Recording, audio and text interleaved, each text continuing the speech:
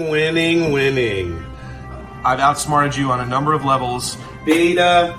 Well, actually, King's not. Beta. That was a hot mess inside a dumpster fire, inside a train wreck. Keep your mouth shut. I'm going to go in there and slap your face. You know, we're going to rise like the Phoenix. And Get in my limousine. Ride on 85. Get in my Learjet. Woo! Welcome to the Asterisk Conclusion Podcast. You got the King himself, and I'm joined with the Nate Gate. What's happening, King Cooper? Not much, man. How are you doing? Oh, I'm feeling extraordinary, much better than I was yesterday. Big weekend. Huge weekend. You can't tell by the shirt I'm wearing. That's right. That's right. Big time. That's right. Well, Nate Gate and I are going to test out a new format for the pod. We're going to try to make this a little quick hitter for you guys. So let's go ahead and just jump into it and see how many topics we can hit on. How's that? Let's do it. There was a lot of carnage week 3. A lot of big stories, a lot of surprises, a lot of disappointments. Hit us off. What's the first one you want to talk about, King? I have to, in the weekend of terrible fantasy scores, I'm going to have to actually highlight Lamar Jackson. Like, he is tearing it up at the QB position, basically like his MVP year. I mean, dude got 5 touchdowns, 100 rushing yards, 200 passing yards. I mean, he was just blowing it up. I hate it for whoever played against Lamar this week because you probably lost just on that score alone. He was amazing. Oh, he was. He blew it up last week too. I think I saw some stat. He alone has more touchdowns than I think 30 NFL teams right now. I believe it. 5 touchdowns is more than the Panthers, I'm sure. Well, no, that's more than the Panthers have, I think, all season. That's what I'm saying. I thought that. No, in all seriousness, I think he does have more touchdowns than majority of the NFL, whole teams. Wild. I mean, it's wild. It's a wild season he's having. Tip my hat. I actually was not. I really was kind of hard on Lamar just because I've seen him regress every year after that. And I can't say I've seen him play a lot, but he is definitely, he's always in the highlights right now, scoring touchdowns left and right. Yep. No, and this is 2 out of 3 weeks. He has just completely gone off. It looks like another season like the MVP year. So congrats to everybody that owns Lamar because you're going to have a fun year. And once again, my condolences to whoever played him this week. Yeah, definitely. Well, let's move on a little bit and talk some Swift and Jamal Williams. Man, how you feeling, dude, as the Swift owner? Well, I knew going into it would be I had to cross my fingers that he wouldn't get hurt, and I didn't cross them hard enough, obviously. One reason I kind of want to touch on this, not just because of Swift going down and maybe my team as well, but Jamal Williams stepping up. And I also wanted to mention about a trade in the league itself. Yeah, man, big time trade, big money moves going on between I believe it's the Sleeper and Oracle. I know it's the Oracle. It's Hunter Renfrow for Jamal Williams, and I'm kind of wanting to get your opinion on this. What's amazing about this is there's no way Sleeper does that deal. He's giving up Jamal Williams, right? Yeah, he's giving up. There is no way he gives him up if he knew that Swift was going to be out for 2 weeks, and Jamal Williams is pretty much a guaranteed 15-plus point guy for 2 weeks. There's no way he gives him up for Renfrow. Yeah, I was on a text thread earlier. We were discussing this, and you're part of the AC Deep State, I guess. I'm not on this text thread. Oh, this is Supreme Court text thread. Oh, okay. The Illuminati, as we like to call it. And there was a little bit of a debate. I'll be honest. I would have given up more for Jamal Williams, honestly. Right, Like, right. That's what I'm saying. Like, yeah, but I mean, at the time, like, you're like, oh, you're trying to play off 1 week, like, I think knowing, as a guy who has tried hard to do a deal with Sleeper, I think that he got caught, trying to like sell high and then he ended up selling low, if that makes sense. that might be. I don't know. I would love to get Sleeper's insight on this. Maybe I'm sure we'll hear it after this pod. I'm sure we will too. Maybe we can actually get him on a pod every once in a That'd while. be good. Yeah, Yeah. we still need to go into his preseason research. He did some hard research for the pod. We need to Yeah. on that. That's a good call. We definitely need to deep dive that one day. Is it going to pass? Is the trade passed, or is it still I being think debated? I mean, like the Supreme Court said yay. I mean, I think Nice. it was voted 2-1. Yay for the trade to go through. And so I don't see why it wouldn't. Democracy in action, folks. You love to see it. Democracy, yes. So yeah, I'll tell you what, the Oracle with Jamal Williams is looking mighty stellar. I'm not going to be able to rag on his running backs as much anymore. Nope. No, he's making money moves, and I tip my hat to him. Definitely. Well, speaking of like running backs, I actually kind of want to just touch base on Cordell Patterson, which I know like is, it's not like a big name and the Falcons are terrible, but like the guy keeps doing it. Like it's amazing actually. What I love about Cordell Patterson as a former Cordell Patterson owner is you never want to trust him. He makes no sense. He's old as dirt. He plays for the Falcons, and he just keeps scoring a ridiculous amount of points. And it's like you just keep thinking, well, I should put this other guy in because surely he's going to score more than Cordell Patterson this week. And every week you're wrong. Yeah. So, Magic Man, you got Cordell. Just put him in your lineup until he gets hurt or dies because he is old. But seriously, though, Cordell, I know you listen to podcasts. I know you're not going to die, but you know what I mean. You're probably going to retire pretty soon, possibly. Well, tell him, man, just ride that into the sunset because he is just doing amazing this year. Well, let me ask you this: but do you know what round he went in the draft?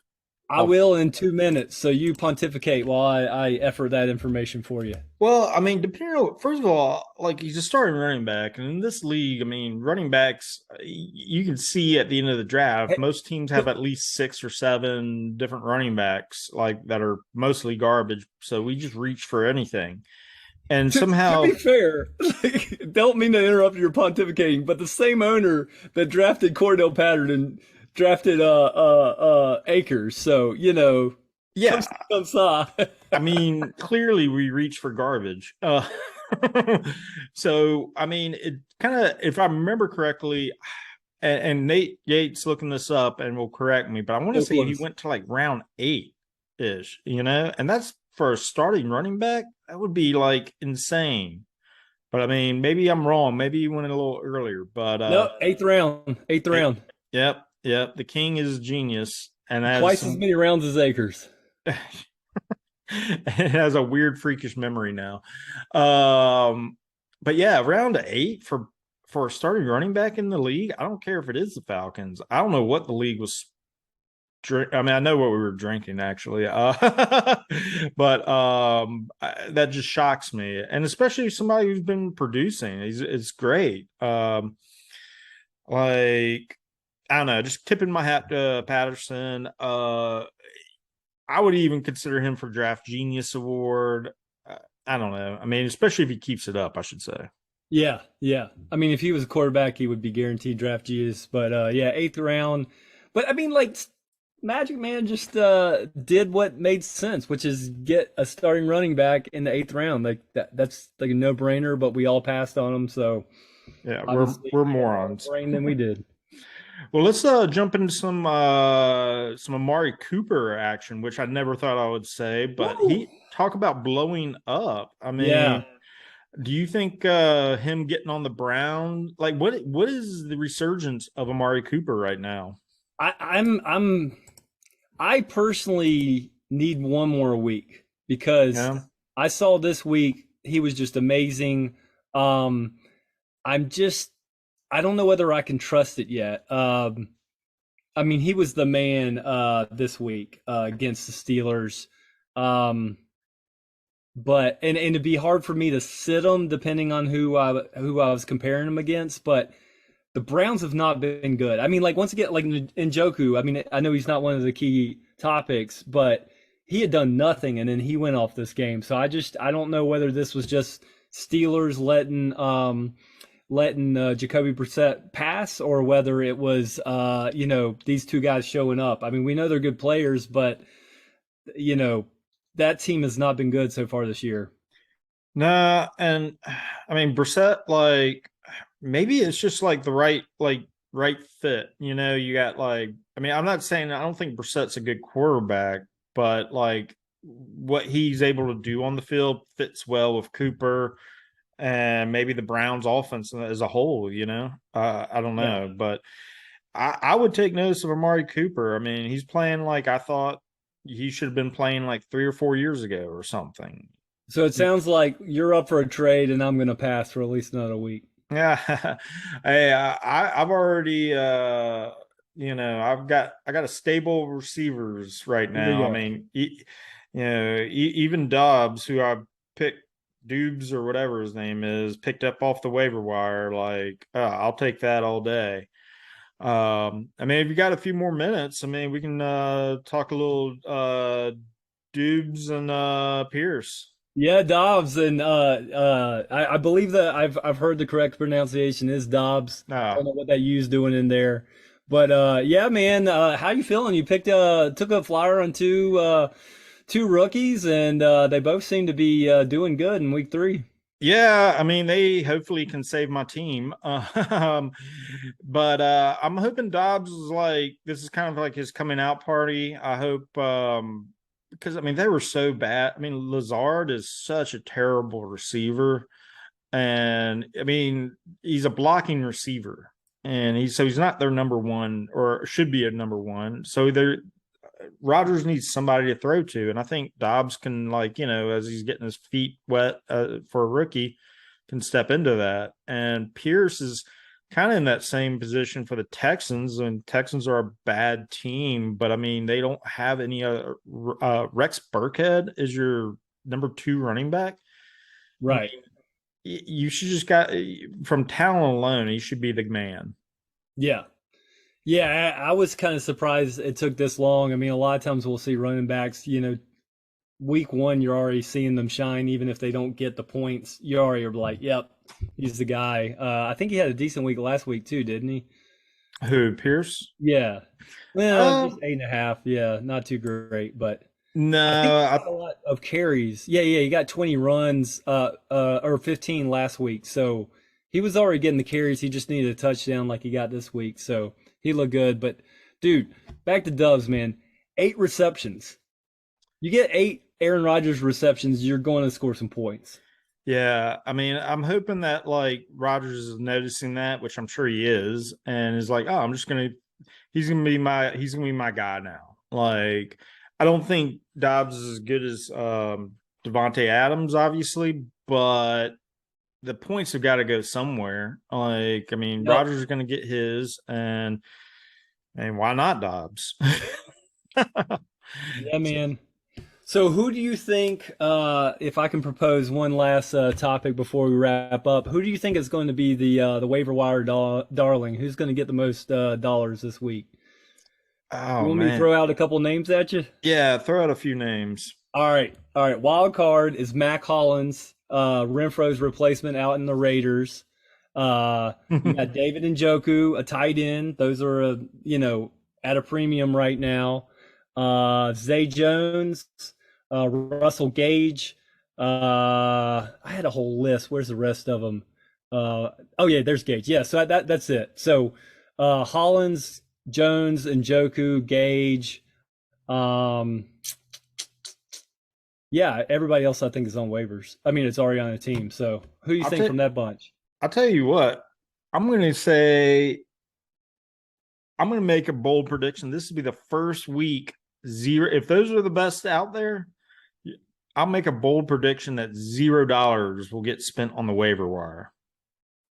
All right. Well, I'm taking that bet because I know this league, and there will be $20 spent on one of those names. So you want to make the bet right here on YouTube? $20 on Zay Jones? No. I'm saying if one of the 4 names I mentioned, there's going to be a $20 bet. I'll say $0 gets spent. Like, okay. We gotta like draw a line. How about I just say anything over 0 and I win. All right, that works. Your phone. Heard it right here. See you Wednesday. Yes. So we will be tuning back in to make fun of the people that did spend $20 on Zay Jones. That's right.